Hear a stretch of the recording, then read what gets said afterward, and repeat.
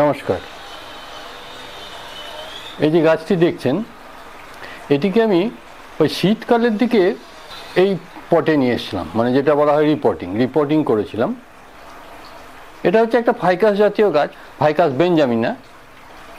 এর গ্রিন হয়, ইয়েলো হয়, কালার পাতাগুলোর কালার, আর একটা হয় ওই ভেরিগেটেড হোয়াইট টাইপের আর কি। এই গাছটা দেখছেন, তারপরে কাজ টুকটাক করা হয়েছে বলতে এই ব্রাঞ্চগুলো প্রুনিং করতে হয়, আবার অনেক সময় ওয়েডিং করতে হয়, এইসব করা হয়েছে। যেমন এই যে এই ব্রাঞ্চটা এইদিকে বেরিয়ে আছে, এই দিকটা যদি ফ্রন্ট হয় তাহলে এইদিকে ব্রাঞ্চটা রাখা চলবে না।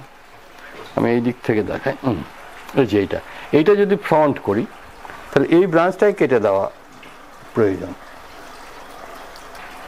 কিন্তু কিছু গাছ আছে যাদের শীতকালে গ্রোথ হয়। যখন গ্রোথ হয় তখন জানতে হবে যে ওটা মানে ওরা ডরমেন্সিতে নেই, সেই সময় কাজ করা যেতে পারে। কিছু গাছ আছে যেগুলো ওই অ্যারালিয়া টাইপের গাছ, ওগুলো কিন্তু অ্যাকচুয়ালি শীতকালেই গ্রোথ হয়, বরং গ্রীষ্মকালে প্রায় থেমে যায় ওদের গ্রোথটা। যাই হোক, এটা দেখলেন। এবার আমি এর পরেই দেখিয়ে দিচ্ছি এটা কাজ কিভাবে করেছিলাম।